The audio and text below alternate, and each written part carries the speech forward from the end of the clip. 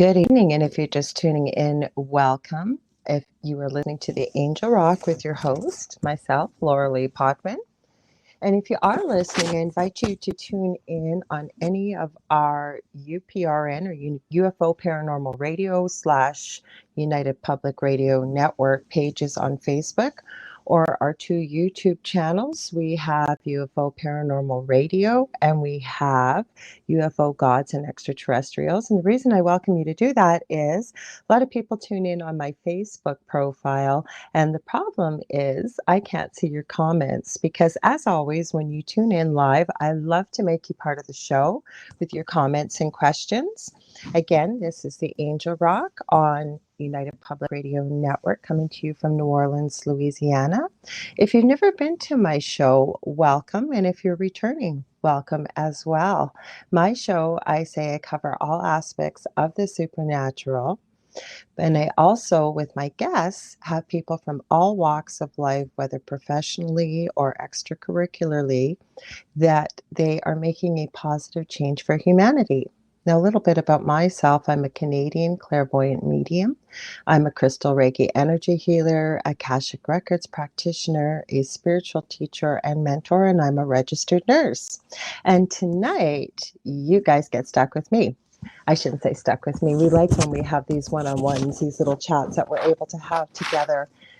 I did have a guest planned. We have quite a few amazing guests coming up for you. I think my show is booked right into August. So every week we have a guest, save for July the 4th, which I'm keeping open because in the United States, it is Independence Day. And on the Friday before, it's Canada Day, so it's a long weekend. So you've met him before. He is my partner in crime and a host on this network, the Dell of the Delicious Recipe. So if he is off, we will be going up to the cottage at least for a couple of days, just not sure what days it'll be over that weekend. So needless to say, if I'm in town on July the 4th, we'll have another get-together like this.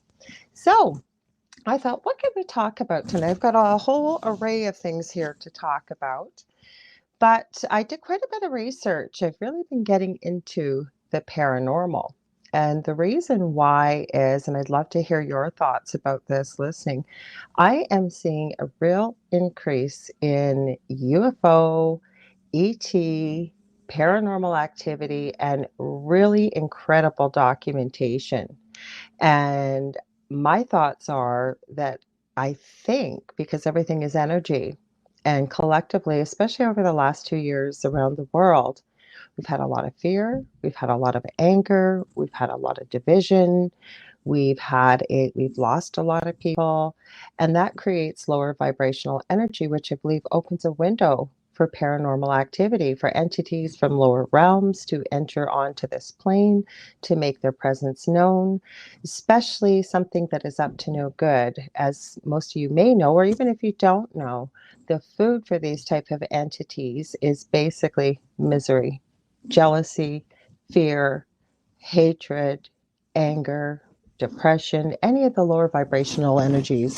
And when you've got around the world, basically the whole food is like a smorgasbord, or the whole world is like a smorgasbord and food to these types of entities. So I figure maybe that's why we're seeing more of it. Now, one of the things that got me going, I was going to do a video about this, and I will, but I wanted to talk about this. I want to hear your thoughts about this if you're out in the ethers there and you're able to leave some comments.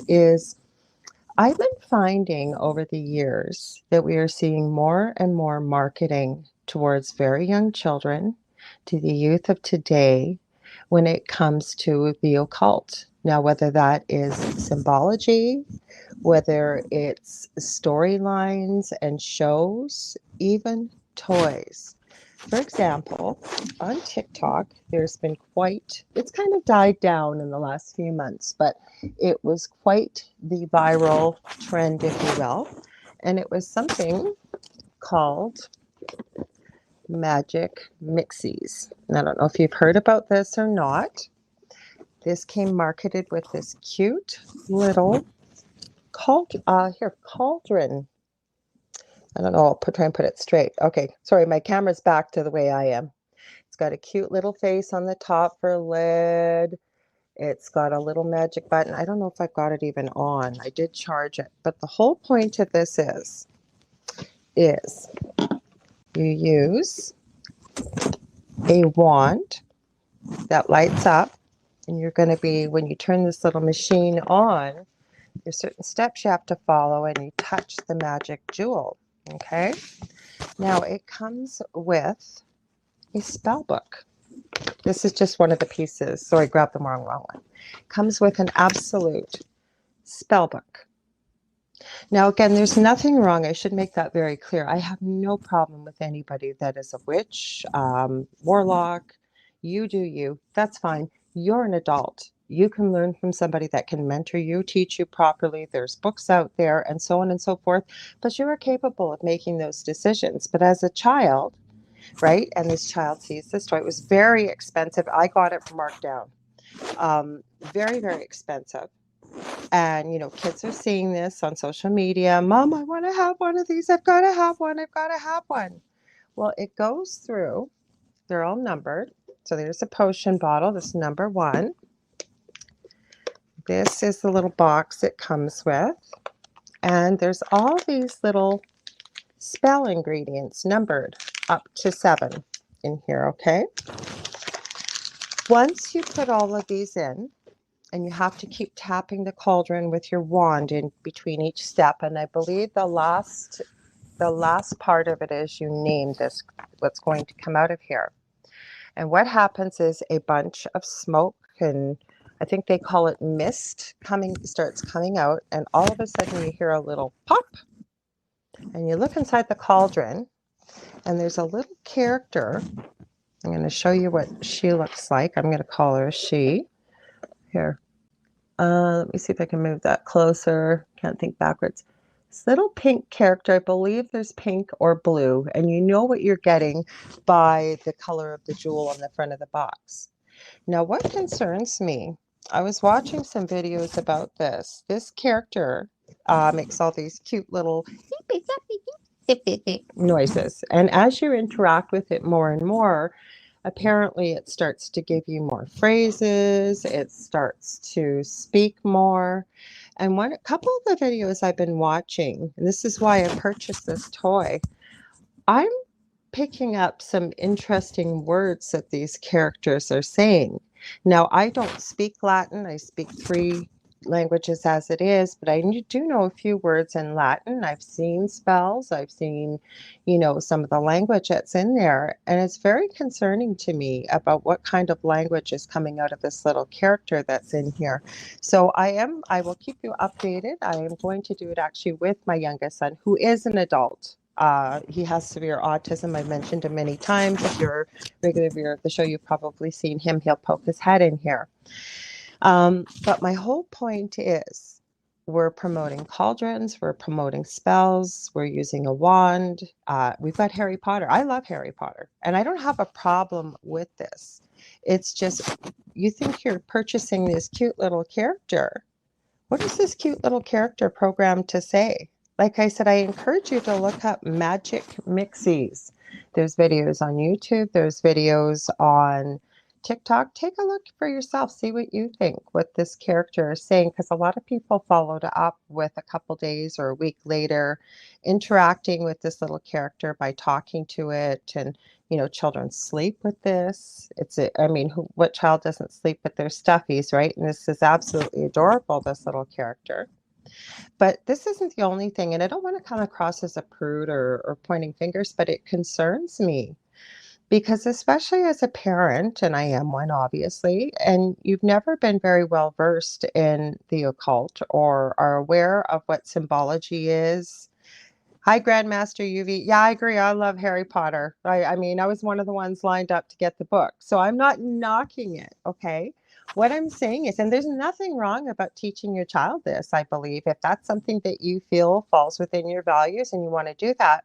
What I'm saying is to have the guidance there.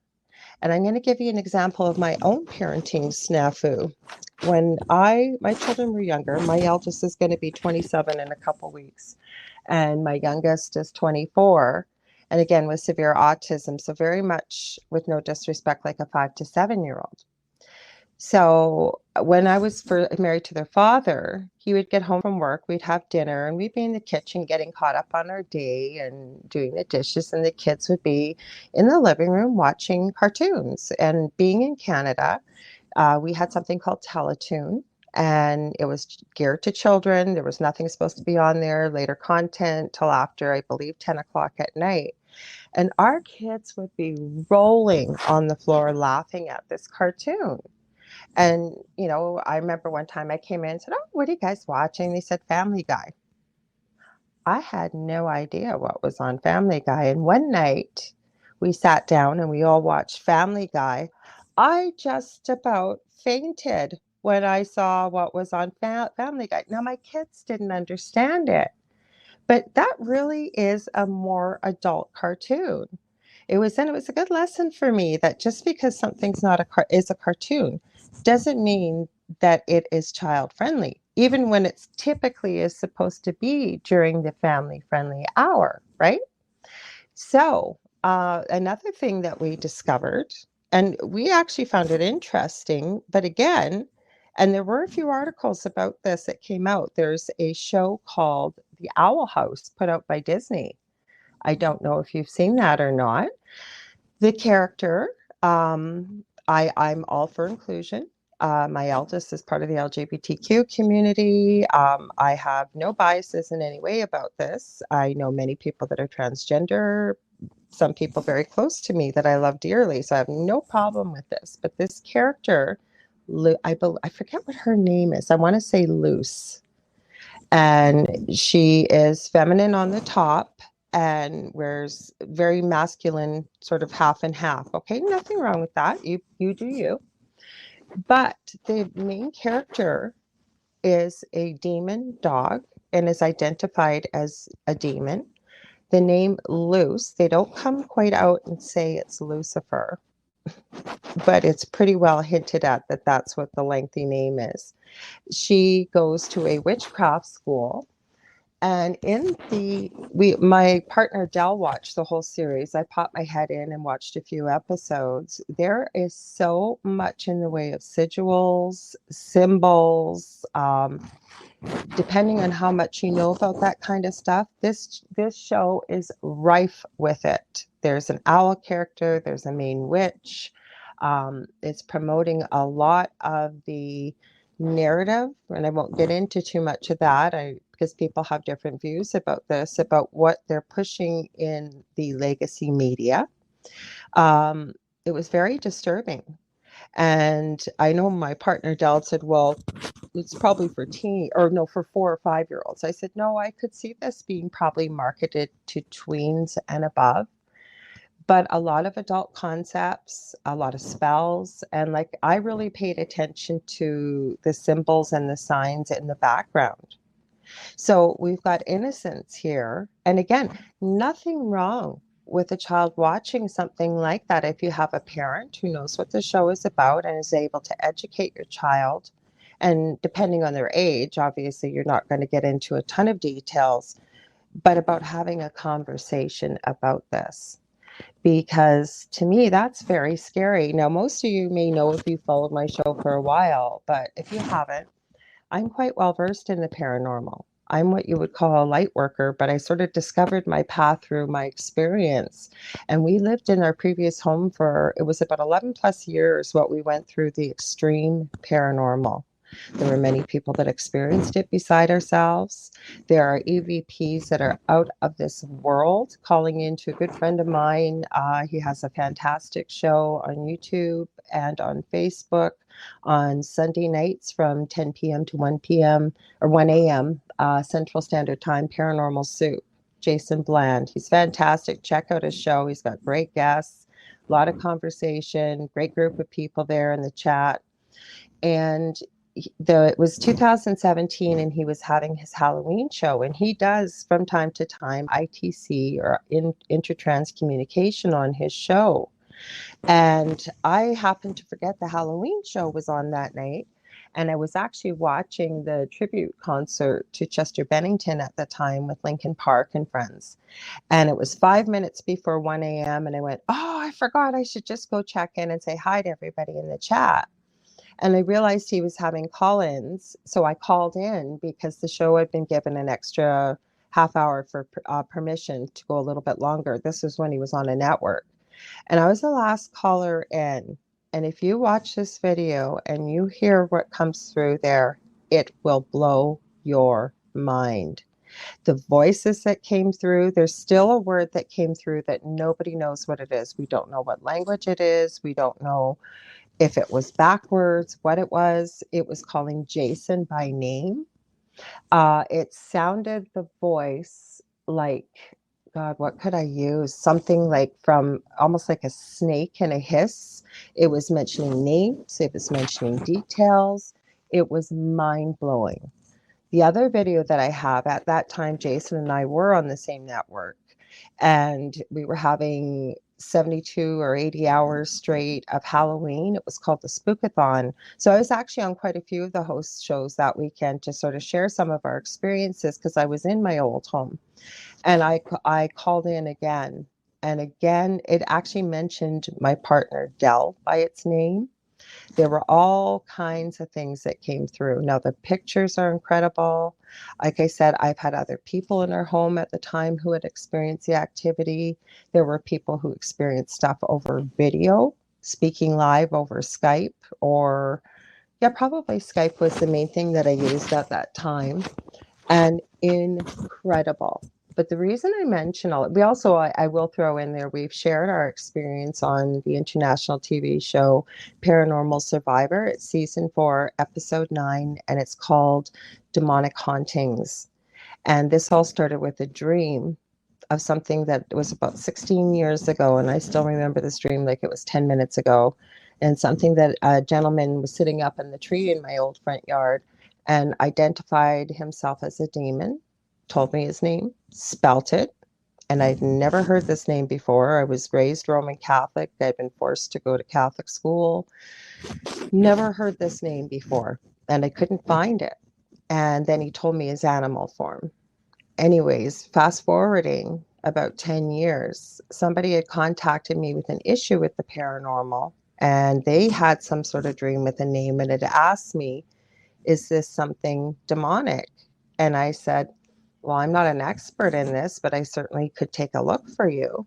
And when I did, I just about fell off my chair, because I also found the name I had been given in that dream, the exact spelling he had given me, the animal form he had given me, and many other things that had been told to me in that dream. So my whole point of sharing this is it was going after my children. There were many things that happened with my children. Before I became aware of my own gifts, I spent like 18 hours a day, starting locally and working my way out, trying to find help. And many intuitive people I spoke to had said, what it wanted was my youngest child, who still to this day is very innocent. And what we had been told was that I myself and Dell were in its way, and it wanted to get us out of the way to have my child, that my child would be the ultimate prize because he was so innocent. I guess with the autism. Hello, Rainbow Light Paranormal. Welcome. So glad to see you.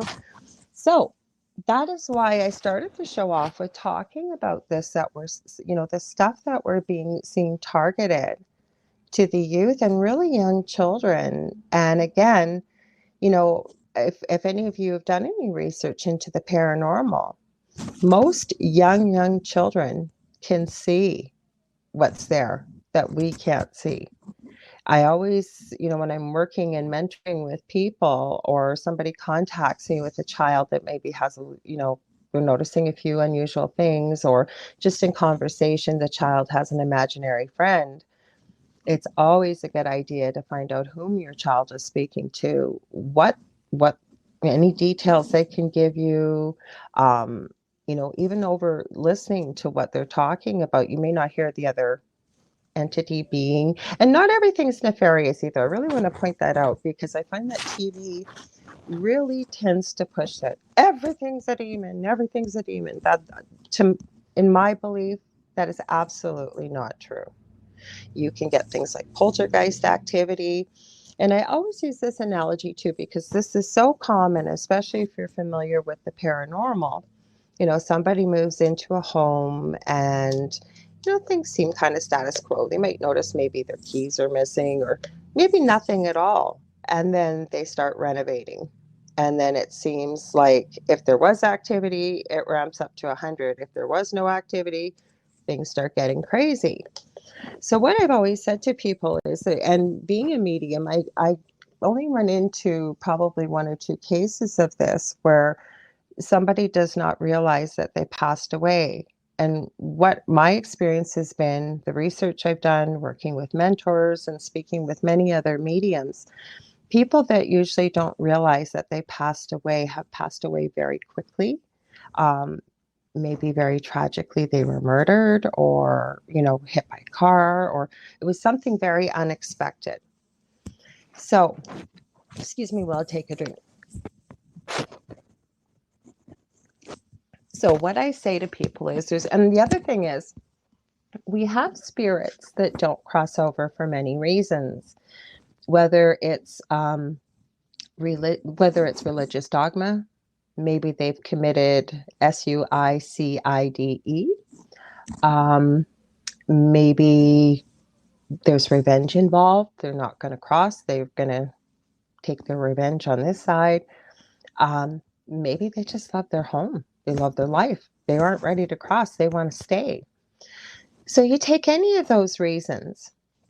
Maybe you mix it with somebody that wasn't so nice in life. And they're definitely not going to change your personality if they haven't crossed over in death. So, maybe they don't realize they passed away, for example. They're back at their home, very puzzled by why nobody seems to be able to hear them. They're going up to people, talking to them, trying to figure out what's going on. And they're living their life in their home, so they think. And then these strangers move into your home. They can't hear you. They're getting in all your stuff. Maybe they're throwing your stuff out. Maybe they're cleaning the whole house out. Then they start ripping things apart and start renovating.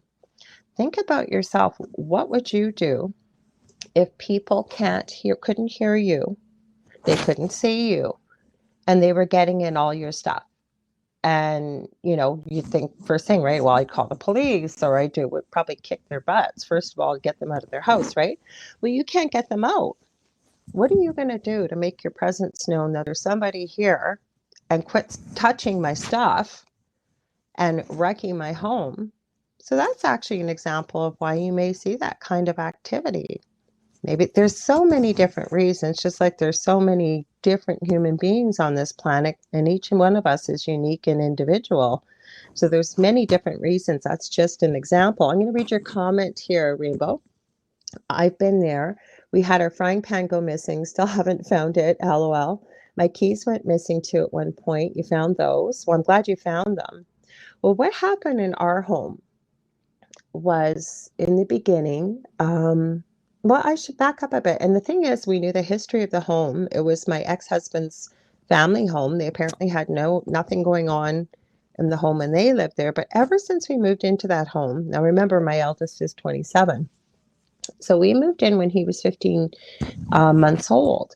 And we never really had paranormal activity, but nothing seemed to go right. Like I mentioned, I'm a nurse. I had a severe back injury and we required emergency back surgery. I was never able to return to my career. Could that have happened anywhere? Absolutely. My ex had 3 professional designations. He could never seem to get a well-paying job. A second child was born, almost died at birth. There was a whole conglomeration of really, I don't want to say negative things, but things that you just always felt like you couldn't get ahead. And then, like, it's now, God, it's probably 15, 16 years ago when the activity would have started at our home. Things started happening. Like, I remember at the time, and I was pretty well bedbound for a long time with my back. So I was laying down most of the time. And my ex and I had just watched the movie The Secret. That's when The Secret had come out. It was this big thing. And when I could get up, I'd go out and do some running around, and I still kept very busy. I love to be creative, do crafting, all kinds of things. So I was creating a bunch of dog supply, dog accessories, jewelry, all kinds of stuff. And I happened to be out just after that movie, and I went to a couple of my favorite local boutiques and stores. And everywhere I went, I got chit-chatting, and they asked me to bring in my merchandise, but they absolutely refused to take any commission. I thought, oh my God, this is so strange. I remember coming home saying to my ex, Earl, we're still in good terms, and he knows the story. I have his permission to mention his name. He signed a release with the TV episode. He wasn't mentioned in it, but I know he's aware of this. Anyways, I recounted this to him, and I said, this is so weird. And he goes, well, maybe it's the secret. Maybe it's the law of attraction. And I went, well, maybe, I guess. I don't know. So I went to bed that night, and that's when I had that dream. And I'm going to get a little bit more into detail with this, because at the time just after I had the dream, I can definitely concur with some of the things you've mentioned, Rainbow. So there was this man in a tree in our front yard in the dream, and I was outside, and I remember looking up into the tree, and as I looked up, I could see, I always say I'm not a high maintenance type of person, but you could tell the man had on a very expensive, very dark charcoal colored pinstripe suit. He had white crisp shirt on and a black tie, and there was a jacket. But as I looked up, his skin was like this sickly white kind of grainy color, and he had this black, very tightly trimmed, all-in-one beard, goatee, and mustache. And his hair was all slicked back. It was black, and it was about to here. And then when I looked in his eyes, oh my gosh, they were all black, and then they kept changing to like this red flame. And he said, hello, Lorilei. And I remember the dream, just, how do you know my name, in my brain? And he said, you know that little business that you have, what you saw the other day? That's nothing. He said, I can give you anything beyond your wildest dreams. All you have to do is agree to follow me. I can give you wealth. I can give you fame. And I remember, it's not radio friendly what I said in the dream, but I told him in no uncertain terms, absolutely not. And then I said, who are you? He started to laugh, and he proceeded to tell me that he was a demon. He told me his name. He spelt it. And again, not radio friendly, but in no uncertain terms did I want anything to do with this entity, and told it where to go. And he kept laughing at me and menacing me and saying, oh, no, no, no, no, no. Every time you see a crow or a raven, you'll know who it is. And I remember in the dream, I called on Archangel Michael. There was this brilliant flash of blue, silver, and white. I woke up shaking, drenched in sweat, and crying. And it was around 3 a.m. when I woke up. I'm not a crier. I usually don't remember my dreams in that kind of detail. But that is when all hell broke loose in my home. My marriage broke up very shortly after that. But when it was happening before that, we had a sort of a bookshelf at the front door. So when your keys would be there. So you'd get ready to go out somewhere. Your keys would be there. You'd see them. You'd bend down to put your shoes on. You'd stand up. No keys. Be like, am I going crazy? You'd be tearing the house apart, looking all over. You think, okay, well, I guess not going out. And then so you carry on with your day. Maybe an hour or two later, you go to the mailbox because there was a flyer dropped off or a newspaper. There's your key sitting there, exactly where you left them. I'm just going to read your comments here. Rainbow, you said, oh, I know who you're talking about. Yeah, he's not someone you want to have as a partner. I know exactly who you're talking about. He's a nasty demon, not nice at all. Well, it's not, maybe, I don't know if you might know who it is. I'm not afraid of him. I just refuse to give him the power of mentioning or speaking his name. But when I did find information on him, and again, this is a man-made definition of what they put down. They say that he was one of the first 40 created under the fallen angels, is what the lore said. And it's not a very long name. It's 4 letters. And let's just say it rhymes with bomb. That's all I'll tell you. Anyways, yes, it was definitely very, very, very nasty. I'm actually writing a book about this because there's so many things that happened. I could probably spend 10 podcasts telling you about it because, and again, I was never a disbeliever in the paranormal, but I was never interested in the paranormal. I had seen, that's one of the, I'm writing 3 books actually. My 3rd book is about the stories, mostly from nurses, but from first responders as well, and the incredible, unexplainable things we witness as nurses, especially if somebody is very close to death or they're about to leave this world and transition, as I call it, back home. So I've got some incredible stories already from nurses that have been willing to share, and I'm hoping it may help people. And again, I never tell people what to believe, but with that many different people sharing their stories, that people may have some belief, hopefully, about that there is something after this life, because there's many people that don't believe. No, I'm not trying to force anybody to believe.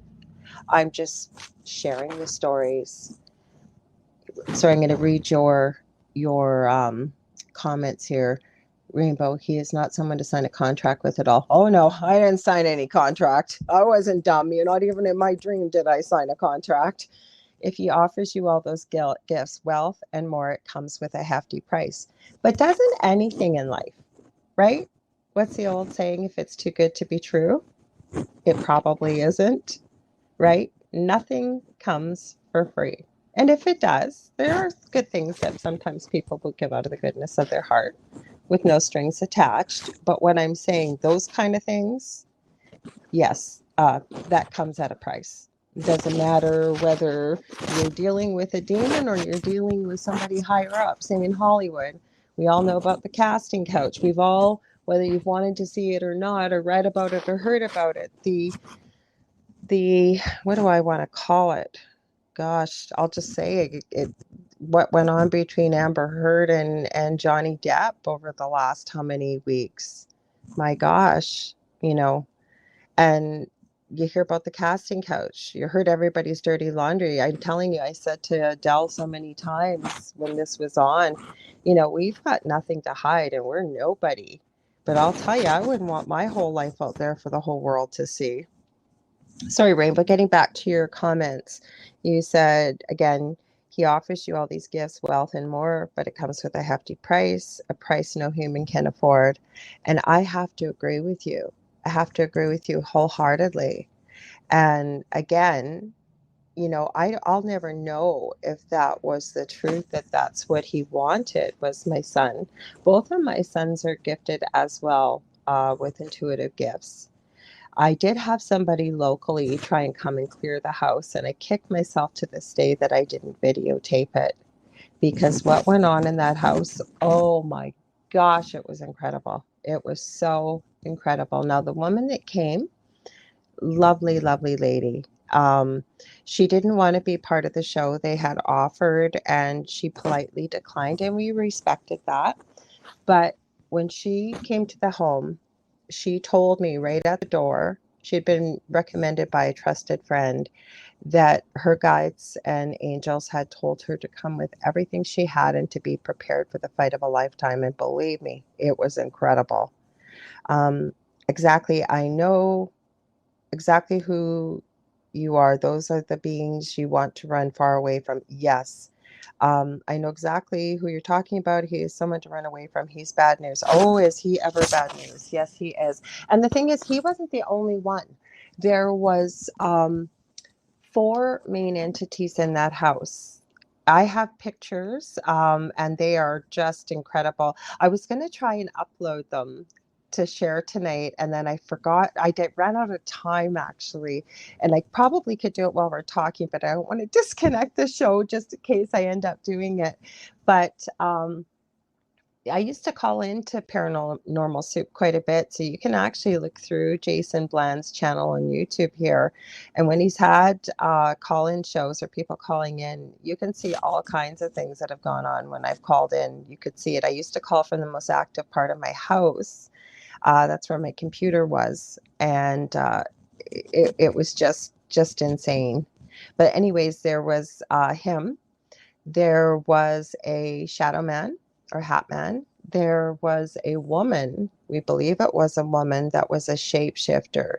So maybe the kids at the time had been at their dad's or sleeping or whatever. You'd hear the kids calling you, or they'd come up and say, "Did you just call me?" or whatever. And then there was a little guy that everybody, I didn't nickname him this, but my boys and Dell did, was Super Mario Brothers. There's a little character called a Shy Guy, and he has on like a black Grim Reaper robe with a white Jason mask with the black holes. That's what he looked like. I actually have a picture of him. And everything in our house broke. It was broken. One summer we went through 5 lawnmowers. We had been through 13, 14 tires on one of our vehicles. Um, Lights would just all go out at the same time, like the light bulbs would blow. The other thing that was really incredible too, now Dell experienced a very huge, huge, huge black wolf, like the size of a car with red eyes. He saw that through our security cameras. Now, the interesting thing about our security cameras too, when this all started, they stopped recording. We had people in to look at them. We brought the box in to see them. Nothing could be fixed. So we have a lot of pictures of just the monitor that we've taken. But, and at the time, you got to remember this quite a few years back. I mean, right now, security systems are pretty inexpensive to purchase. At the time, like I think we had spent well over $1,000 on this unit. So we were going to run out and buy another one. But anyways, the 4 were there. I remember our furnace used to go out. It was a new furnace at the coldest time of the year. Now, living in Canada, I'm not up in the Arctic. I'm about 6 hours north of Minneapolis, Minnesota, and about 35 minutes away from the Minnesota border. So I'm smack dab right in the middle of Canada on Lake Superior in a city called Thunder Bay. And we have quite a bit of paranormal activity here, like lots of activity. So, Rainbow Light, you said you'd love to see the pictures and videos. Oh, well, contact me on Facebook. I'd be happy to send them to you, send them out to people, or I have a group I have 2 groups on Facebook. I have Paranormal University for all things paranormal, and then I have the Angel Rocker Tribe for when we talk about more esoteric type things like the power of the mind, power of positivity, how to balance your chakras, how to access your own gifts, things like that. So they're sister groups, and sometimes they overlap a little bit, but I try and keep certain things in certain groups. Like I'd like to keep the Angel Rocker Tribe very high vibe and positive energy. And again, the other group isn't a bad group. I think it's a great group. It's just, if you're going to talk about more negative things like this, that's sort of the place to do it. But yes, I've shared the videos and the pictures with people, quite a few people actually. So be happy to share them with you. But anyways, we did have the 4 entities, like I said. So that's where Dell saw this massive wolf with the red eyes. Now, what happened to me, and I have witnesses to this, I was talking to a friend at the time in California. It was a Saturday night. And as girls will talk, I think I had just colored my hair, and my friend had said to me, "Oh, I love the color of your hair." And I said, "Oh, I just colored it." "Well, do you remember what brand and number it is?" And I said, "No, but the box is in the garbage outside. I'll head outside and grab it." Now, this was about 2 or 3 in the morning. Before I continue with the story, Dell almost died. It is in our episode on paranormal survivors, but the only thing true to form. Now, everything we said was true in the episode. We had no control how they showed the episode or what they put in there. And we're very grateful they shared our story, but it didn't quite happen the way they said it happened. He almost died, so one of us stayed awake while the other 3 slept, always, to make sure everybody was okay. It was usually me that stayed awake.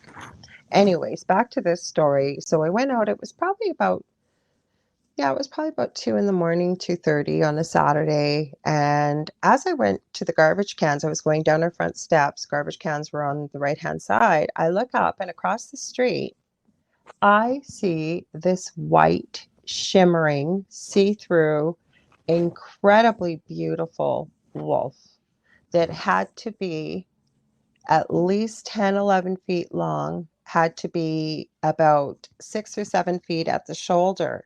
And it was just slowly walking. And I was probably about 15 feet away, opposite on our, on our property versus it was on the sidewalk across the street.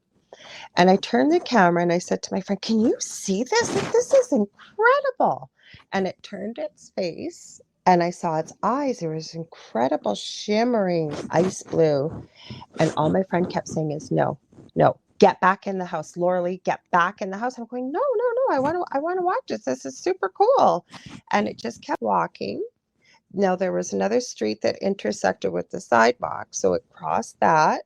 And then there was a telephone pole, and as it went past the telephone pole, it disappeared. And she's yelling at me to get inside. So I went inside because she kind of was scaring me. And I said, why were you telling me to get inside as I'm going inside? And she goes, "You didn't hear that growling?" And I said, "No, I didn't hear anything." Now the creepy part was my eldest son was in the bedroom, upstairs, his bedroom. He was still awake. He didn't know what was going on. He didn't hear me talking to my friend about what I was talking, but he goes, "Mom, what the H was going on out there?" And I said, "What do you mean?" He goes, "There was all kinds of like growling and stuff." I go, "I didn't hear anything." So there you go. You said, "I would love to meet you too. Just be in the presence of the lovely legend." Well, I don't know if I'm a legend, but thank you, Lorilei, and do paranormal work with you and sessions with you is a dream and a wish come true of mine. Well, that's very kind of you to say. Thank you very much. I really appreciate that. I do. And I was trying to figure out who Rainbow Light is. I think I know. Is this Kelly? I think it is Kelly. I'm positive it's Kelly. If I'm wrong, let me know. Anyways, now the one thing I've been watching a lot of that I thought I'd chit chat about. I put all kinds of things out here to talk about. I don't know. Right now, I think you're the only one I can see the comments for. Debbie, hey Debbie, how's it going? I just said I think she's the only one here. You're here too. If you guys are over on my Facebook profile or anywhere else, because I usually go after the show because there's all kinds of comments. If you come over to the YouTube channel, I was right. It is Kelly. I knew it. I figured it out all of a sudden. As soon as I read those comments, I went, "Oh my God, that's Kelly." Welcome, Kelly. I know who you are now because I'm thinking, I know that name. I know Rainbow Light Paranormal. Who is it? Who is it? Anyways, I was going to say, if you're over on my personal Facebook profile, if you can, pop over to UFO Paranormal's YouTube channel or UFO Gods and Extraterrestrials because I can't see the comments when it's on my profile. I don't know why. And I'd love to hear your comments and if you guys are able to join in. Now, Miss Debbie, I know you won't mind me sharing this story because I shared it many times when you've been there. But Debbie and I have actually had an interesting experience. And we were chatting quite a few years ago now on Skype, and we were on video chat. And Debbie was relaxing on her bed, and we were talking away. And all of a sudden, I said to her, the one and only Kelly, that's right. Anyways, I said to her, "Did you used to have a cat that used to lay on the pillow next to you?" And I remember Debbie saying, "Oh, that's my," and you gave the name of the cat. And you'd mentioned very sadly that he had gone to the Rainbow Bridge about a year earlier. And I said, "Well, you're not going to believe it. Your cat is on the pillow next to you right now. I can see it." And the cat was like flicking its tail and grooming. And then he kind of looked over at Debbie and I took pictures. Now, Debbie still has the pictures. I don't. but she has the pictures and she can attest. Yeah, I didn't know if you wanted me to say his name. Yes, Boo.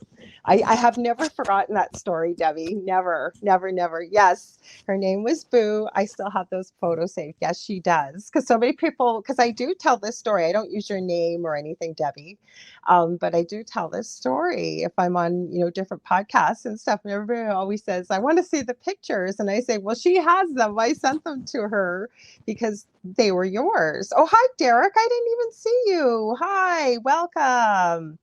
Yes. So we've had some interesting things happen. I've had other people mention too, because, pets are like family. And I've had many of people that have lost their, loved ones or pets. And, they don't realize, I think, and I hope that it gives them some comfort that your pets don't leave you. They're able to transition. Now, everybody has a different view of this. Some people believe that your loved ones can't come back, they can't visit, they can't whatever. I believe even if your loved ones have transitioned, I can't talk, have transitioned back home, as I call it. Some people may call it heaven, the next realm, into the ethers, into the universe, whatever you call it. But I believe that they're able to pop back in, check in on you, see how you're doing. Every time there's a family celebration, they're there with you celebrating. Same thing with pets. And usually where their favorite spot is, you can see them. Oh, what just fell over? All my stuff just fell over. Hang on here. Like I told you guys, I had a ton of stuff. We did have a guest planned for tonight. My fault, scheduling snafu. They'll be coming July 25th because we've got quite a few great guests coming, like I had mentioned earlier at the show. Anyways, with your pets, I have seen pictures now with FLIR. Most of you that are here, Derek and Debbie and Kelly, you guys all know what FLIR is. But for those that are listening that may not know, it basically will show if there's any heat signature, cold spots, what have you. I have seen pictures from people that I know that, pet dogs, pet cats, whatever it may be, and they've used FLIR and they've actually been able to show after the beloved pet has passed on that you can still see the outline of the pet or what have you. And I have my own experience with that. I'm going to read your comments in just a sec. My son, Justin, my youngest son, had this cat, Mocha, and they were inseparable. I swear to God, they talked to each other. Like you'd hear him say, Mocha, and then the cat would be meowing at him. If he had gone to his dad's, the cat would just wait on his bed. Like they were inseparable. And very sadly, and again, it could have happened. It's very rare. I hear it does happen though. The cat ended up with something called a saddle thrombus. Now it had been at the vet lots. It had been spayed. It had lots of vet care and it was never picked up, but I guess, and it was young. It was barely 3 years old. And all of a sudden it developed a heart arrhythmia, which caused a huge blood clot. And the blood clot ends up lodging right the arteries in the legs go out like an upside down Y. It lodges right at that point, and the animal is in agony and has to be euthanized. So we only had minutes to say goodbye to Mocha because I had to bring her in, and it was heartbreaking. And Justin had a very difficult time with that, and rightfully so. But that night, he came downstairs. Our bedroom was in the basement at the old house, and he opened up the door and we heard Mocha meow. And for the longest time, and Justin, even with autism, would be able to tell you, like I tuck him in still every night, and he'd be tucking him in, and Mocha used to sleep with him. And I swear to you, there'd be a plop on the bed and almost a little bit of an indent where she slept for quite a long time after she passed away. So I believe she was there in that house with us. Now I'm going to read your comments. Debbie Schmoley, I haven't either. It was such a cool experience. Yes, about Boo. Kelly says, it's true. They don't. My cats, Fluffy, Aqua, and Splits, are always with me. I know when they're around. Yeah, exactly. And Debbie says, I don't see her often anymore. Every now and then, one of them shows up on the bed or the back porch. I think they know I'm okay. I was just going to say that before I read it, Debbie. I'm getting goosebumps. I was just going to say that. So you'd written, I think they know I'm okay now, so they don't need to stay all the time now. And I agree. They know you're in a good, a different place maybe than when you were. They probably knew then you needed their energy. I believe cats are very, very, very healing. And even though us as humans may not know where we need some healing, whether it's energetic or physical we may if we're having pain or it's been diagnosed, but say it hasn't. Cats lay on us on different parts, especially when they purr. And I really believe that they know that we need healing in that spot. So that's why they go where they go and they do what they do. So there you go. Well, since we've got a few of you ladies and gentlemen here, I also grabbed a deck of cards. So if any of you, would like a quick message from Spirit, I'm happy to do that tonight. Like I said, this was kind of a last minute thing. I was going to put a replay on, and then I thought, no, you know what? I don't want to do that to you guys. I've had to do that a few times. I was quite sick there with this bad influenza bug for almost 8 weeks a few months ago, and I had to miss quite a few shows. I don't like to do that. I love hanging out with all of you. Debbie says, absolutely little healers. And well, welcome, Lori. I've heard my crossed over doggy daughter's footsteps in my room, and I felt her jump on my bed too. Aw, that's so beautiful, Lori. I'm so glad you shared that. And Derek says, before one of my cats passed, I had one that used to sleep in a circular position next to me. And then after he passed, I woke up and I seen his indentation of a circle in the blankets. Oh, I love that. And I really believe that. I really, really do. I think they stay to make sure we're okay. And then they still check in from time to time. So Debbie, absolutely go ahead and fire away a question.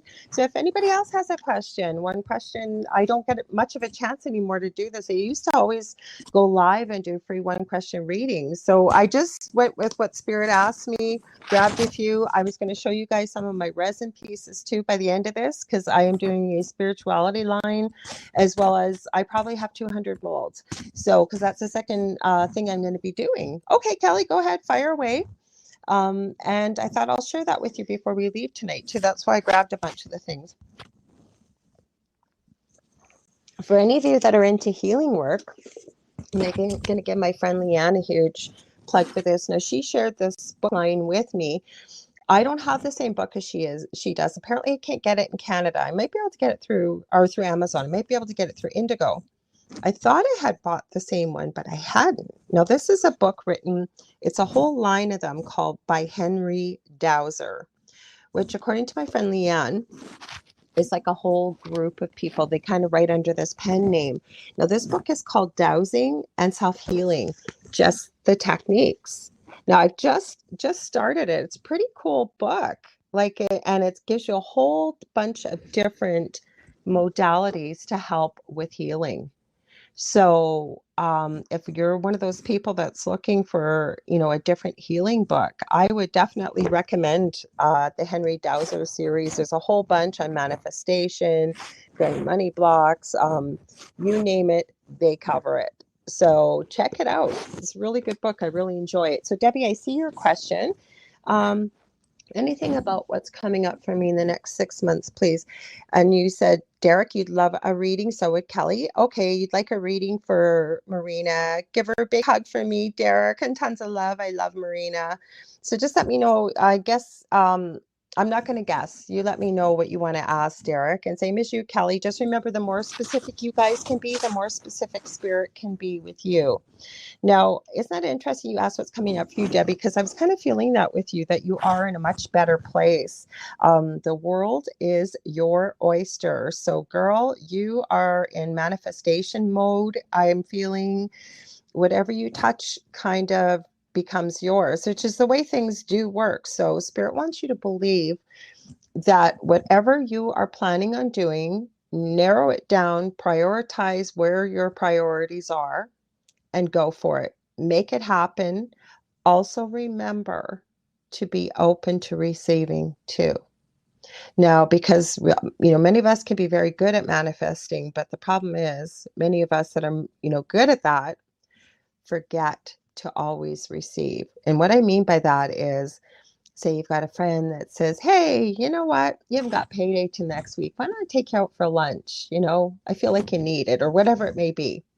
And many of us will say, oh, no, I couldn't. Take it. It's a gift. The person's giving it. They're giving it out of the goodness of their heart. And right, we go. It's all about balance on this planet. So definitely showing that you're open to receiving. Oh, you're welcome about the book. Hang on, I'm going to, I want to pull a card for you. I don't need the cards, but I pull them just when we do quick readings like this because I find that it gives a lot more information. Because I really do mean that, Debbie. When I saw you here, I was, oh wow, I could really feel your energy and really doing well.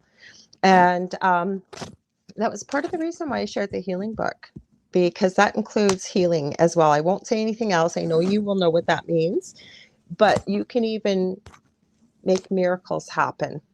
You too as well, Derek, with your beloved, with healing. Okay, but hang on.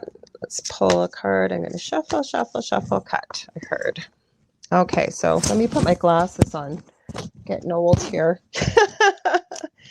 Yes, I'm great at giving, working on being open to receiving better. Yes. Yeah, I knew you were, that's what you're probably going to ask, Derek. Yeah, isn't this funny, Debbie? Okay, this card, when I first saw it, it said counseling. I'm thinking counseling. Then listen to what it says. You heal with kind words, wise advice, and empathetic ear. So I think that that's a pretty good description of you. Now there's a beautiful, looks like almost a fairy on this angel. And I'm hearing these colors are very important for you. It's almost like an aqua and a lilac. So healing for yourself, I heard. So possibly crystals with those colors and numbers. I'm hearing pay attention to numbers that have significance for you as well. They will be your guiding way, is what I literally just channeled and heard. So you just said, I'm taking 2 courses right now, sound healing and self-healing, with learning more about the chakras and Kundalini awakening. Cool. Awesome. So that is what Spirit had for you. Like I said, keep doing what you're doing because your energy feels incredible. Now, I don't try to pop into people's energy here. It's just I could feel it right away when you popped on here, and I'm so glad that you all joined me tonight. Derek, I know you asked me. Kelly, I'm happy to give you a reading if you got a question. So Derek, about Marina. So I'm going to be honest because I'm always honest. This is going to be up to Marina with what she does with this and how she works with this.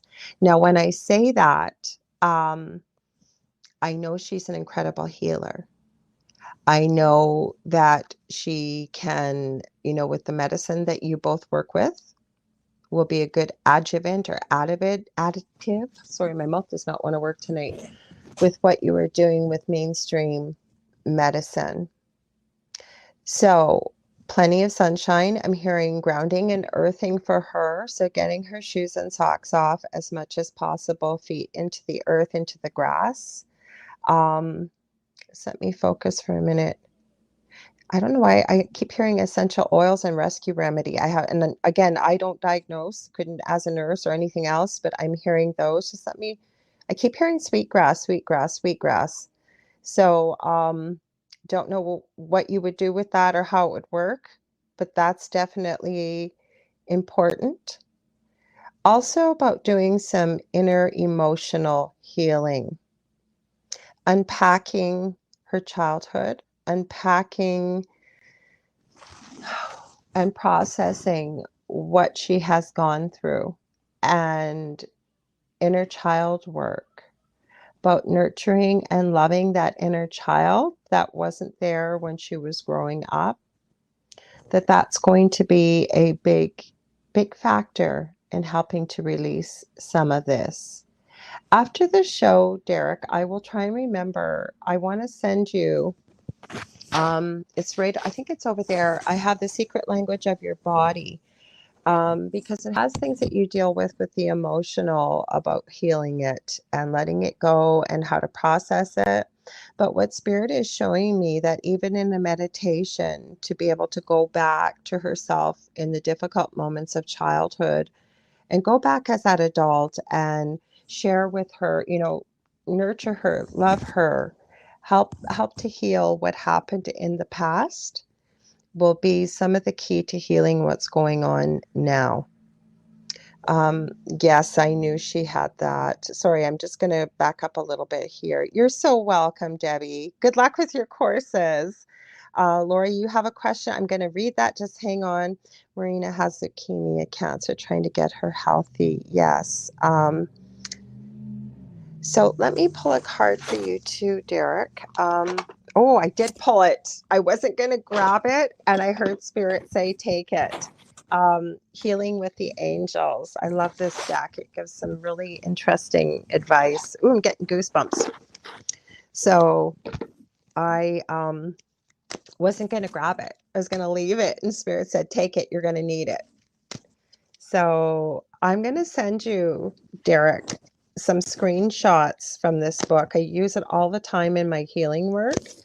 And the questions it's going to ask are not for me, not for you. They're specifically just for Marina to process, to go through, to, there's color in there to work with. And depending on what emotions come up, it may be quite a few screenshots, but I will, whatever's recommended under leukemia, I will send to you for Marina. So, and keep doing what you're doing too, Derek. Chakra balance, I just heard as well. But this is really about letting go of, in the way of not just sweeping it under the carpet, like, yeah, it happened, let it go, but really processing. And I keep hearing the word unpacking what happened, nurturing it, and giving Marina, and this is something she needs to do with herself if she's open to it, to dealing with some of that stuff. Okay, this is the card we pulled. Hang on, let me see. Dreams. Now, this is an interesting card. Yeah, so what I'm getting from this, I'm going to look at the book for you, but I'm getting that depending on what she gets in her dreams, that some of the answers to helping to heal with this illness are coming to her. I don't know if it's from past ancestors. I'm not sure if it's some of her guides that are giving her some information. There's pink lilies in here too. Don't know if that's significant, but let me look up in this book for you. I don't always need the book, but this is just a one word. So that's what I've gotten from the one word message. But let's see. Okay, dreams. So the meaning of the card, pay attention to your dreams right now. Keep a dream journal.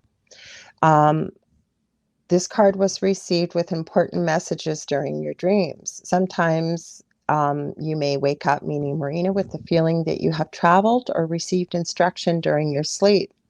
You wonder, why can't I remember my dreams? The messages and experiences of your dreams are never truly lost or forgotten. They are instead incorporated into your unconscious so that your higher self's wisdom and love can govern your actions. You can more easily remember your dreams by writing whatever you recall immediately upon awakening. And that usually happens, right? We remember our dreams, and by the time we run to the bathroom or whatever we do and get busy, most of us forget a lot of the important details. So this says, just write a little bit you can remember, and the rest of the dream will unravel in your memory. Review your dream journal often and look for patterns and themes. These recurrent dream issues signify messages that your higher self and the angels are trying to help you. So I hope that helps, sweetie. And I do send her prayers and healing. So let me go a little.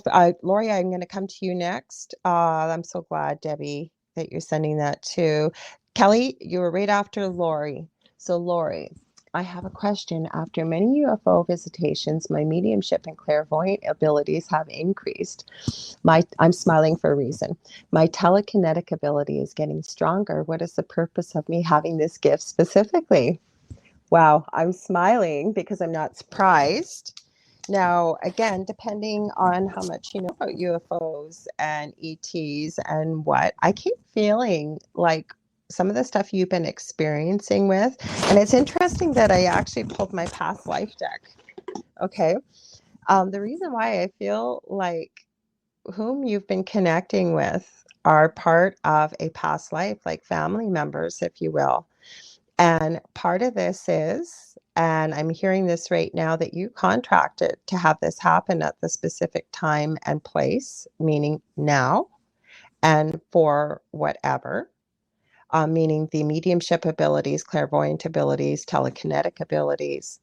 Now, I believe all of us have these abilities, Lori, but for whatever reason, some of us never access them, some of us don't believe in them, and some of us are born with them and just keep on trucking. Like I'd mentioned early in the show, most children can see spirit, but as they get older and become, more involved with life and life decisions and, all that life has to offer with responsibilities, it's time to grow up. That's just your imagination.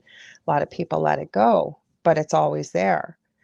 The other thing I keep hearing for you, Lori, is that where we are energetically with the planet, where we're aligned, what's happening, that has been sort of what your purpose here has been. And that was the unlocking period. Now, many of us have different reasons for why our abilities unlock.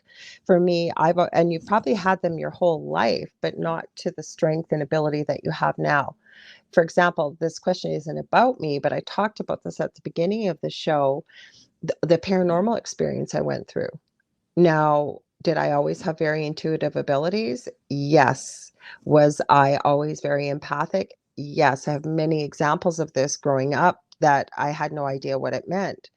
But when I went through the paranormal experience, it made me realize that the answers had to come from within me and with my family, as well as it unlocked many of my abilities. So I believe that this was the right time, right place for you. I think, if you will, and it's very cliche, the stars were all aligned at the right time. I believe this is part of a family, whether, I don't know if you call yourself a star seed. I keep hearing that. I don't use that word very often. But I sort of believe that this was kind of a plan, if you will, before you incarnated into this lifetime.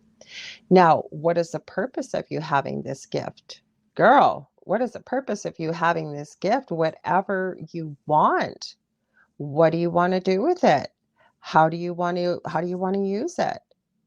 I'm hearing that the telekinesis may be a bit of a problem right now with you getting used to being able to move things, or it happening maybe during periods of high emotion, like, say, we all get angry or whatever. That just comes with practice. It's like moving a muscle.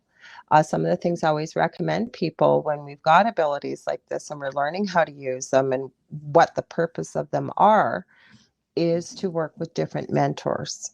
I find many a person maybe just works with one mentor. If that works for you, great. I always suggest many different mentors because people have different experiences, different ways of teaching.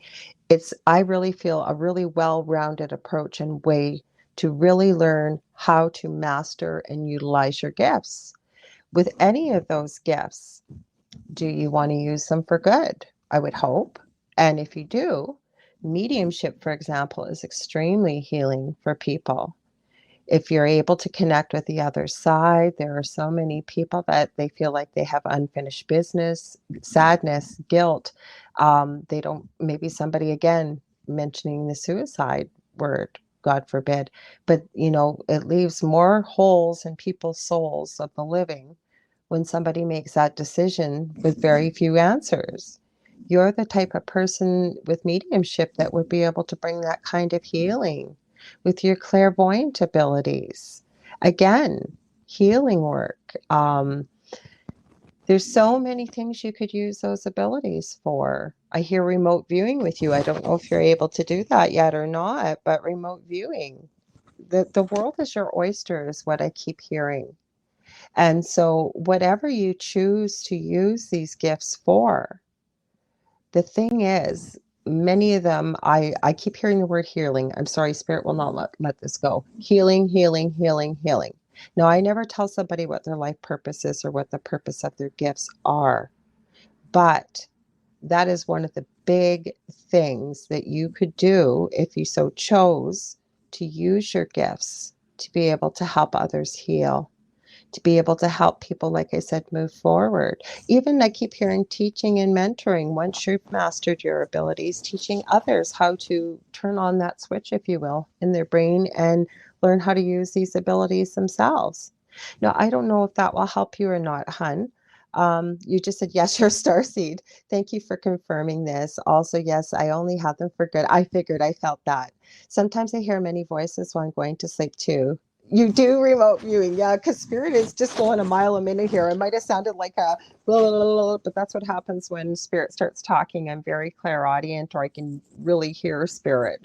So again, I don't think it's a bad thing, and I guess it's how you perceive it. But there's so many beautiful things you could do with these gifts. Just give yourself grace, give yourself time. It's like a muscle. We work on that, we practice, we work a little bit every day. There's so many different places on the internet, groups, what have you, where you can practice. You can give these messages. I'm hearing you, and I'm thinking of mediumship, anything like that you'd be able to do, because I really hear healing. Yes, spirit, I hear you. They must have said it. I always joke I have a naggy spirit guide, and they just keep repeating it over and over and over and over until I say it. I will pull a card for you. I'm going to pull from my life purpose deck. Hang on, did I mix these guys up? No, I didn't. Thank God. Sometimes I do that. And like I say, I don't need decks. And Kelly, I'm getting to you. I haven't forgotten. Uh, Oh, thank you, Derek. He said thank you and all the best in your skills. Thank you. I'm going to pull from a life purpose deck for you here, and we'll see what else. But that's literally what I heard. I'm not usually a cliche type of person, but I keep hearing the world is your oyster. There's so many beautiful things you can do with these gifts. Just say thank you and carry on. Remote viewing, my goodness, girl, the things you could do with remote viewing. I don't know if you're thinking of writing a book too, because yeah, that's what I'm hearing. I don't want to tell you what I'm hearing and seeing. Well, I guess I should. I just don't like to feel like I'm telling people what to do. But almost the fact with remote viewing, going back in time through history, correcting what the truth was, as well as, timelines in the future, things that may help people that won't cause an anomaly, but may help guide humanity too. A lot of people are needing a lot of hope right now and a lot of positivity. So this card just jumped out. Don't know what it is. We shall see. Hang on. So obviously that was meant for you. So this is for Lori. Freedom. I swear to God, I did not pick this out. You're free to do what you choose.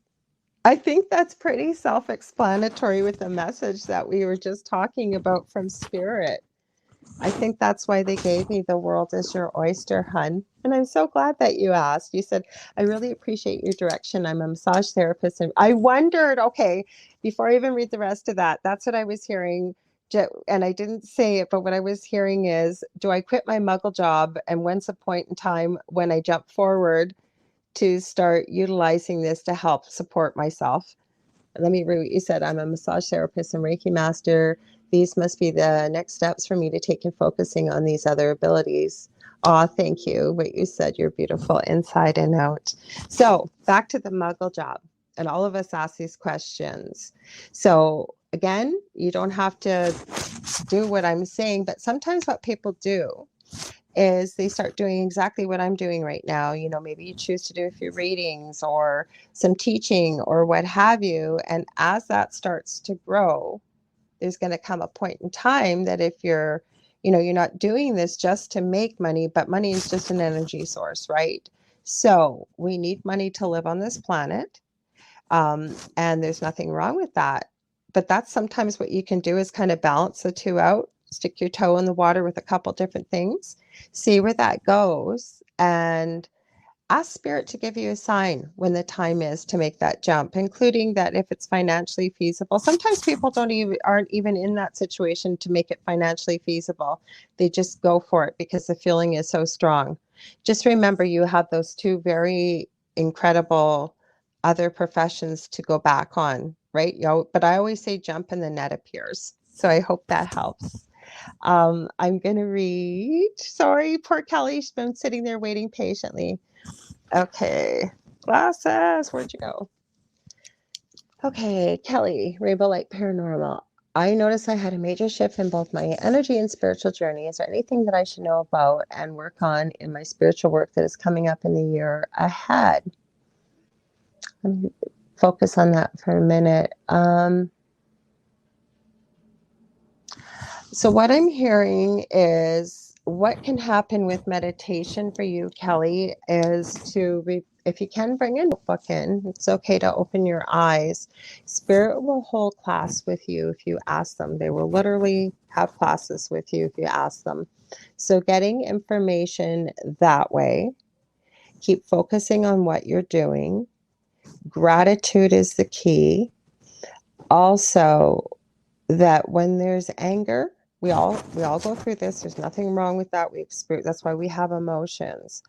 But when there's more lower vibrational emotions that surface, that outside is the way to go to process that, to release it. Also, really focusing on grounding, and that goes for everybody here. Grounding, so important. So if we're feeling stressed, Marina, who's very ill, that's, I think, why Spirit gave me getting her shoes and socks off and getting in the earth. They put that documentary out a few years ago, Earthing, and made it sound like this was a miraculous new healing modality that's been around for thousands of years. So important with the grounding. You're so welcome, Lori. I just want to read the rest of this and focus. Major shift. Sorry, I really want to focus. Should know about my work.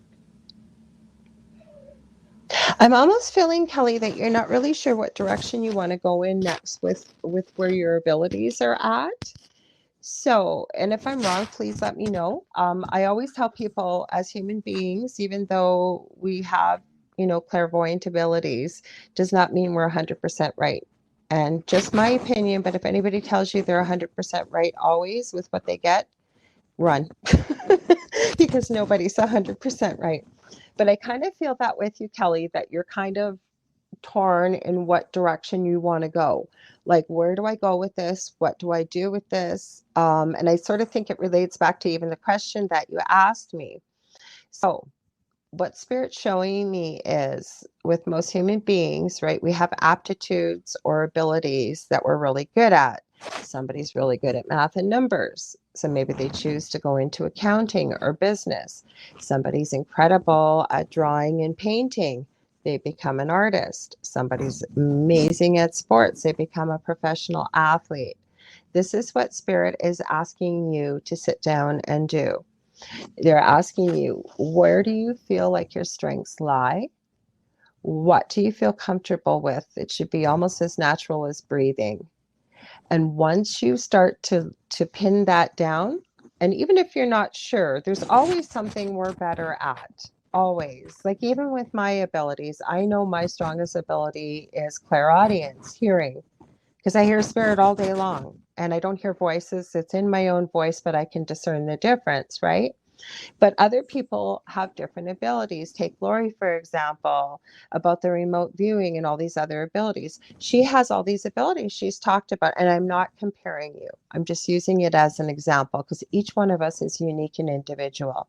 But I'll bet you that there's probably one that she feels most comfortable with, and it's easier than the rest of them, if you will. So that's what Spirit is asking you to sit down and take a look at. Um, and then when you do find one that maybe you really enjoy and it does come easier than the others, is to focus on that one. Sit down on that one with that if you're able to. I keep hearing books, so sitting down, whether it's an audiobook or a book to read, but really getting a well-rounded view of that area, and listening to many different perspectives. And it's almost like cherry picking, right? This little bit from this person, this little bit from this person, so that you create your own modality in the way that you utilize that specific gift. Now, nothing is saying that, you can't use the multitude of your gifts. I mentioned at the beginning of every show all the different things that I do. But when I do a reading now, I usually don't just book, say, a mediumship reading or an Akashic Records reading or what have you, unless specifically asked, because I find usually when I do a reading, I kind of pull from everything and bring it all together. So that's what Spirit is giving me for you. I hope that helps. Keep up with the meditation. I know you love crystals. Bringing some of your favorite, more powerful feeling crystals into a meditation can really make some connections that you might not have felt before, where you may be able to get some really incredible information from, say, guides that you haven't connected with before, or some of the ascended masters, or what have you. I just heard Saint Germain for some reason, and the violet flame. So I don't know if you've looked into that or not, but I hear that he is waiting to connect with you or to continue working with you if you have not yet connected with him. So I'm not going to pull from my life purpose deck for you. I am hearing Angels and Ancestors by Kyle Gray. Don't know, some of you may follow Kyle Gray, but if you don't, check him out. He's just a big ball of love, that guy. I just love watching him. I love, sometimes he runs a free seminar, by the way. I actually, because I'm doing a lot of resin work, I want something to listen to.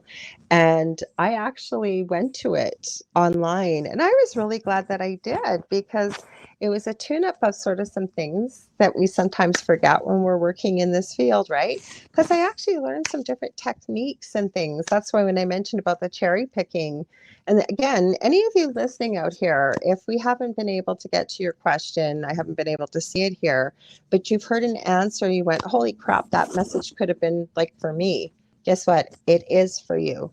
So anything that's come from Spirit here, if it resonates for you and you're listening to this, even if it's on the archived recording, it is meant for you. You were meant to hear that in this time. Ooh, I knew you did, Debbie. Oh, hi, Michelle. How are you? Michelle's visiting us here from Australia. Michelle, if you'd like a reading, you're more than welcome. Michelle's very intuitive too, I know. She said, "G'day, I'm here. I'm listening on Facebook, wishing you well, and I send you the same." I guess maybe this is your card because it just fell. So hang on, Kelly. Fire Guardian, ignite your passions. I'm looking at this, trying to pick. Oh my goodness. I think, Kelly, I might have to send you a picture because there's a bunch of symbols on this guy in the way of tattoos. I was trying to see what they were. So don't know if you've been connecting maybe with some native elder guides or what, if this is a sign, but definitely kind of, that's what I love about Spirit. Why I pull the deck, it kind of always goes along with what they give me, because you're asking what direction. I'm telling you to pick what you're best at, and this is saying, Fire Guardian, ignite your passions. You're leaving in about 30 minutes. I don't know if I'll still be on here, honey. It's 7:32 here, and I'll be done about 7:55. But if you're here and you're able to leave me a question, and again, I always say the more specific you can be, the more with Spirit, the more specific Spirit can be with you. Let's see what the book has to say here. Kelly, hang on. I hope Kelly's still here. She didn't fall asleep waiting or took off. If you did, I understand, Kelly. Let's see. Thank God most of these are in alphabetical order, but believe me, I have some decks that aren't, and they are absolutely, oh my God, they drive me insane. Okay, I think this is one of them. Never mind. Kyle, why do you do this to me? Let me see. Am I missing a page? I'm going to have to look this up. Sorry. Okay, where are you here? Would you believe I can't find this in here? You've got to be kidding me. The Meetings of the Cards. Okay, I've got the right book, right? No, wait, don't. That's why. Duh. I'm going, maybe I've got the wrong book. Okay, where did you go, box? See, this is what happens. I throw everything around here and then I can't find anything. Oh, there it is. Good. I'm going, why can't I find Fire Guardian? Hang on. Sorry, Kyle. Or I think he did do it to me. Let's see. Yes, he did.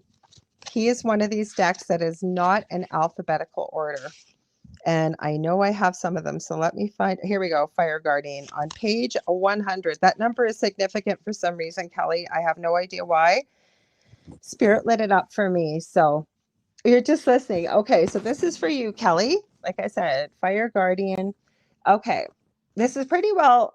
The first line is sort of what I've been rambling on about here. Message: connect with your desires. The sparks could lead to something beautiful. Okay, about the Fire Guardian. Fire Guardian represents the angels of fire. Fire is an energy that many people are afraid of, but shouldn't be. Burning desires can lead to great expansion. Allow the Fire Guardian to help you awaken a wilder side of yourself and burn away any fear or shame that stands between you and your desires. When this card appears, as it has now, you're reminded that passion is powerful and absolutely encouraged by spirit. And then there's an extended message here. You're being guided by your angels to connect with the powerful energy of desire at this time. Or I almost hear the word, I do hear the word passion, connecting with the powerful energy of passion. If you have recently set an intention, oh, this is getting quite personal here. If you have, and again, no answers necessary, but if you have recently set an intention to explore your sexual side or become more sexually open, the fire of desire can burn away any old setbacks that are preventing you from expressing that part of your nature. If you're in a relationship, this card can indicate a great spiritual and sexual connection. And I'll leave it at that. So there you go. I think we got to everybody. Let me see if I missed anybody. I'm so glad I got to do this because I don't get to do this anymore. I used to do it all the time. Like at least every couple months, I go live and do one question readings. Debbie, sending lots of love to you all. I got to go and start making dinner. I'm making something new tonight. Donnie caught some snapper and flounder and I'm going to attempt a fish piccata. Oh, sounds amazing, Debbie. Well, both of you have a beautiful dinner and I'm so glad you popped in. It was great to see you and good luck with your courses. Love ya. So where are we going to go with this now? If anybody else pops in and sends me a question, or if I have gotten busy and have missed it, please feel free to post it again down below. Oh, you're so welcome, hon. One of the other topics I was going to talk about, and a lot of people roll their eyes and they laugh at me, and that's okay. Now, I am not obsessed with celebrity. I really could care less about celebrity, except to wish them well, hope they're happy, and what have you. I'm also not materialistic in the way that, and I think that being a nurse working in, I always say I've been blessed to work at the beginning of, hang on, Michelle, I'll get to that. Having been working at the beginning of life, hundreds of times working in the NICU.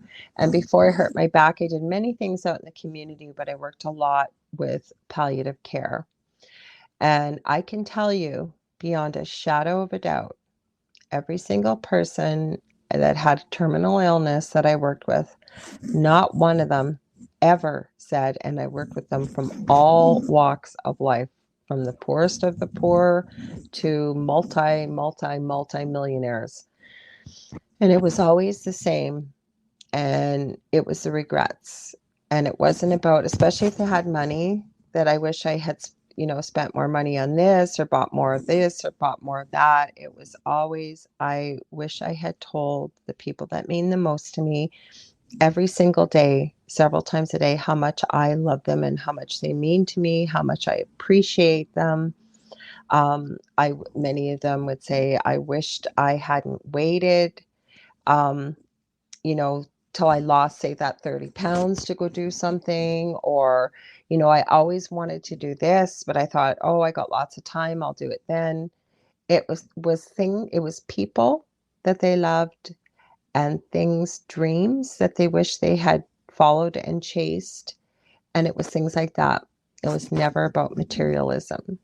Now, if we have time, I will get back to what I was going to say about celebrity here, because I was going to talk about Johnny Depp and Amber Heard, not about the case, but what we can learn from that and what we can take from that. So Michelle wants to know, and I will get back to it, but I want to answer Michelle's question. Can I ask if my parents are okay? Hang on. Ask and you shall receive. Kelly says, it's okay if you don't. And Kelly says, thank you. Well, I can tell you right now, honey, if your parents are okay. And I'm assuming, because how I normally work with mediumship, and depends if they have strong energy, sometimes I don't need it. But when I do mediumship, I usually get a picture of somebody from most recent before they've transitioned back home. And but sometimes they have strong energy. No, I'm really feeling like both your parents have passed, and I'm very sorry for your loss. And if I'm incorrect, please let me know. But I do feel like your parents are okay. I feel like your parents are fine. Now, even if they were alive, but I am very strongly feeling that they are not with us physically. They are fine. And this goes for anybody that has a loved one over on the other side. Okay, thanks, Michelle. Our loved ones, maybe maybe you had and I'm not saying necessarily with yourself, Michelle. I'm saying with anybody, maybe you had a really tumultuous relationship with them. Maybe you weren't speaking when they passed. Maybe you weren't able to make it when they passed away. There's many reasons why we hang on to, oh, my mother must be so angry with me, my mother this or father that, or what it may be.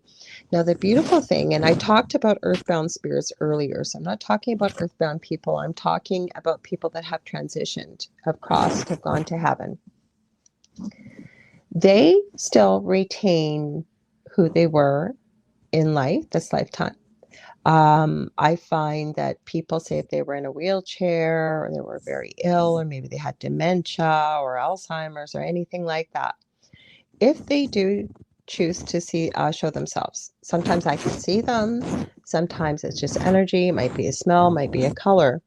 But if they choose to show themselves, they show themselves almost every time I've seen someone at the prime of their life when they felt they looked most beautiful or most attractive, they're healthy, they're whole. And the beautiful thing about our loved ones when they go back home is they're able to see things from a different perspective. They're able to let go of all the human faults that somebody may have had. They never have any anger or anything of that fact. They like I mentioned earlier in the show, they can check in with you when you have a family gathering. They're there when you're sad, just like they might have done in lifetime for you. They're there with you, holding you, caring for you.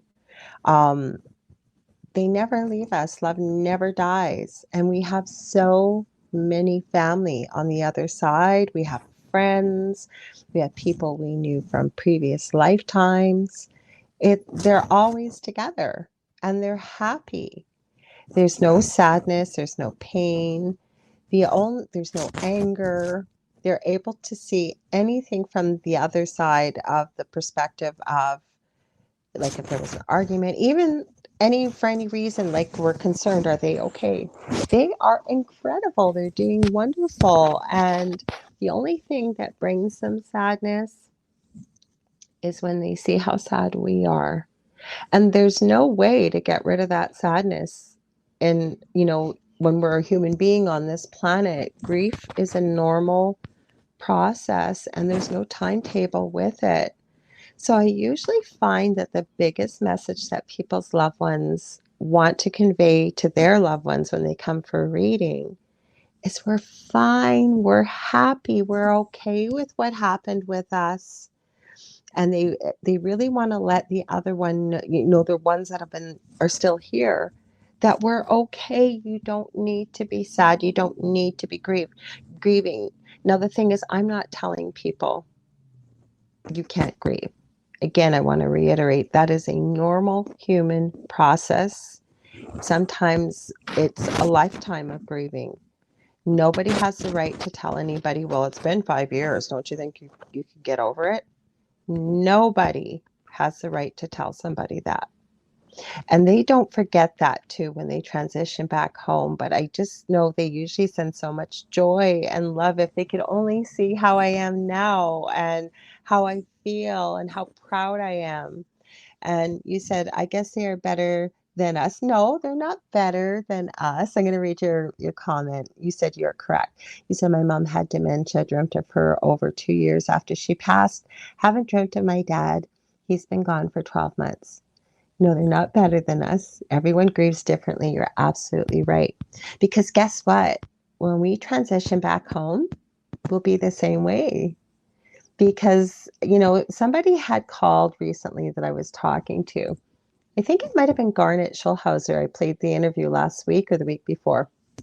And he called it Earth School. And it is one of the most incredibly difficult places for us to have a lifetime. And we have thousands of them. We really do.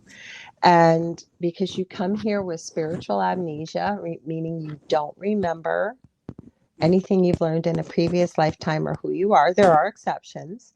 You also come in this clumsy, fragile, dense body.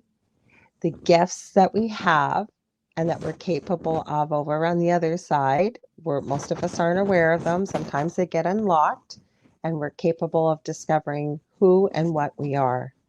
If humanity ever knew how powerful and incredible we are as human beings, excuse me, what a planet we would live on, let me tell you. Aw, thank you, Michelle. But your parents are great. And you know what? If you want to talk to your dad before you go to sleep, ask him to come through. Ask him to come and visit you. Things that can help with that. I don't know why I'm hearing lavender. Lavender maybe under your pillow, maybe lavender scented spray. Um, you can put any crystals for yourself. I know you have crystals, Michelle. So anything that you find that really works well with you that helps with clarity, you can put that under your pillow. Just remember, if he hasn't come through, or because I keep hearing he has, you just may not remember the dream. And it sounds like you do remember your dreams because your mom's been with you. I really feel, and what I'm hearing from spirit is, if he doesn't come through right away, it just may be that he knows that it's almost like ripping a band-aid off of a wound for you right now. And that may be why he's giving you that space and time. But he has never left you. Your mom doesn't have dementia anymore. They're together, but they are so happy. And I'm going to pull a card for you. I did bring my one of my mediumship decks for you, but they love you. They are healthy. They are whole. They are with family. Every time you think of them, because there is no space and time on the other side, they're with you. Keep talking to them, whether it's in your mind's eye, whether it's out loud. They hear you. They hear you. I don't know why, and I don't know what your mom looks like, but I just have this vision of a female hugging you right now, giving you a kiss right here. So they are always with you, and they just love you so, so much. They really do. And that's with any of our loved ones. So keep talking to them because they do hear you. And I know you know that, Michelle. I know you do, but sometimes it's just good to hear from somebody else, isn't it? Keep doing what you're doing. And that's what I keep feeling like with your dad. He has popped in, but it would be very, I don't want to tell you how to feel or how you would feel, but they keep showing me like ripping a band-aid off of a wound. So there's been some time that's passing to just sort of give you some more time to process and grieve over what's been happening. I know you miss them. They miss you too, but they said we haven't gone anywhere. I don't know, and I'm not trying to push my show on anybody, but if haven't seen the interview with Garnet Schulhauser, please watch it, because I'm positive it was him that was talking about heaven and that it's not really as far as we think it is. I'm positive. I hope I didn't mix that up. But we talked about what happens after you die. And I kept telling him in the interview, because he met his spirit guide who was a homeless man on the street. Garnet was a lawyer and almost near retirement and had no interest in spirit guides or anything like that. And it was Albert who he met. It's actually a really fascinating story. And he now communicates telepathically with him, but they do quite a bit of astral travel together. And he talked about on my show about a visit back actually to heaven to visit his parents. And I kept telling him what an incredible gift you were given. And he actually really explained just some of the things I just shared from spirit with you. He was expecting his mother to be very angry with him because she did not condone anything of the sort of talking to spirit guides or anything like that. And he was able to say that, yeah, it was like she was a different person. There was no judgment. There was none of that that he would have gotten had he been connecting with his mother in earthly form, if you will. He said the only thing that keeps you from going is the fact they were okay when they lost their parents. Yeah, exactly.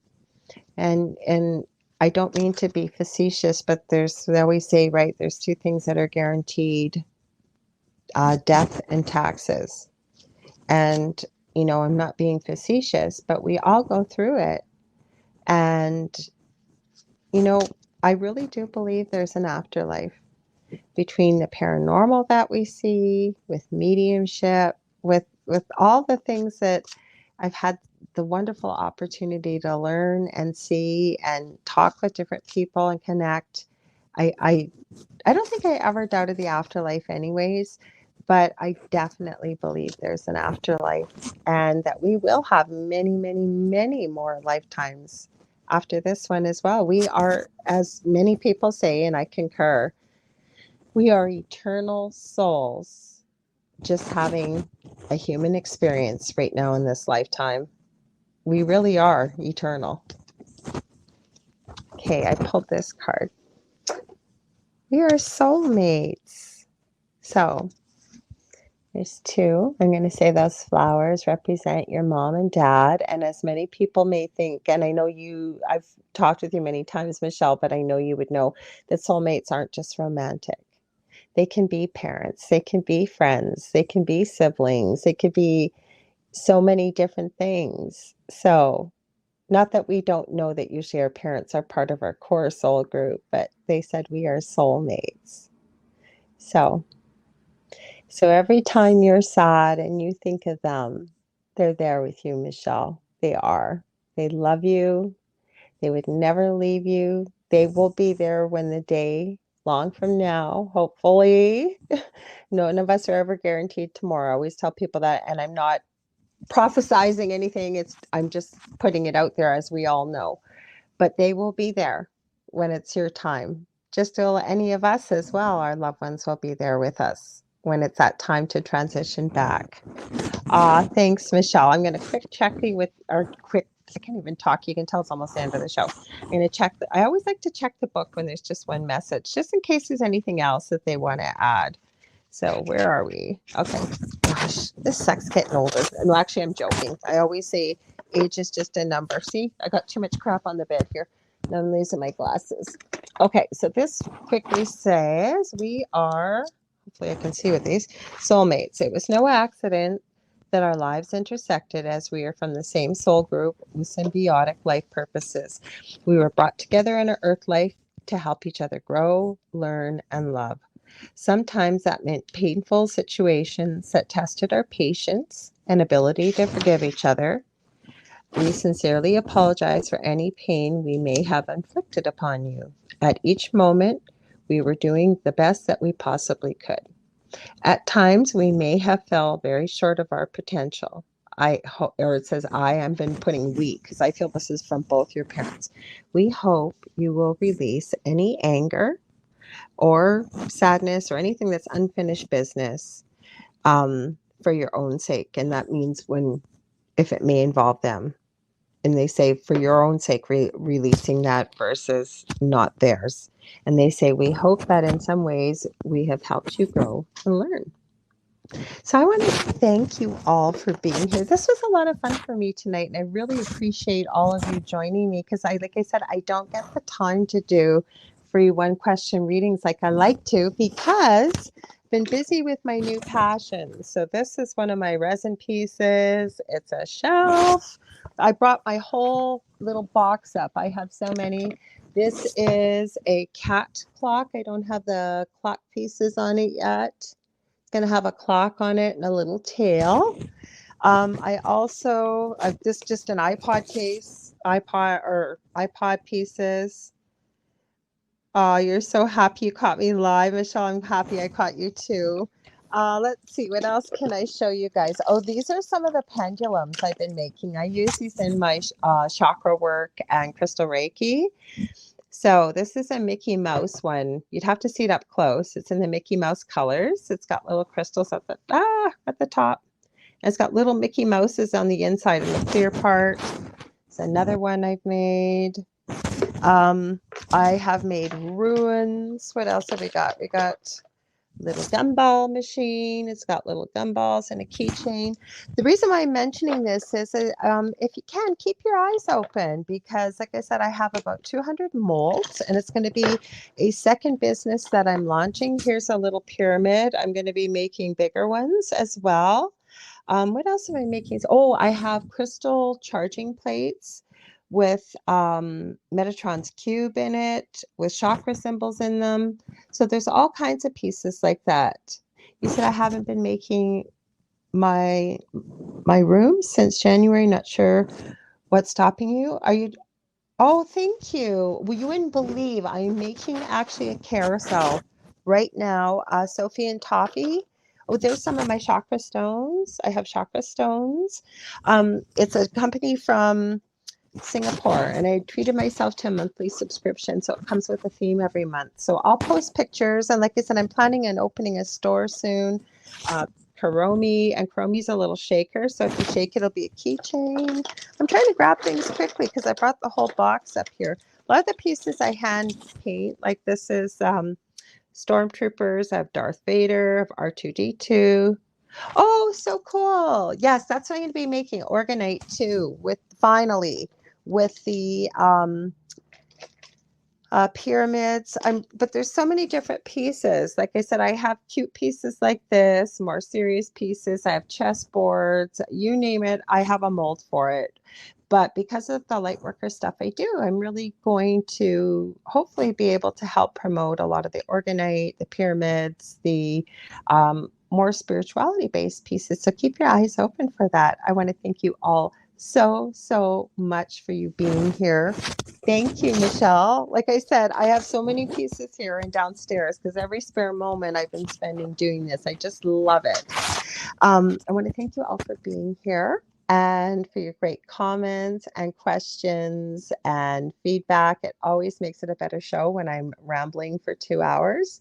Next week, and I meant to check to see who my guest was, and I couldn't remember. I promise you, great guest. I've got wonderful people coming from all over the world. I want to give a huge shout out to Gavin Lee Davies. He sends me the best authors and people, and we've got quite a few coming up for you. Stay tuned. Coming up after, oh God, how could I forget? The Horsefly Chronicles are coming up next with Phil and Julia Syracuse. It's a great show. Make sure you stay tuned in. You ever want to get a hold of me, you can get a hold of me on facebook.com/The Angel Rock. And I will see you next week, same time, same space. Send you all so much love and light, and good morning, good afternoon, or good evening, wherever you may be. Have a good one, everybody. See you next week.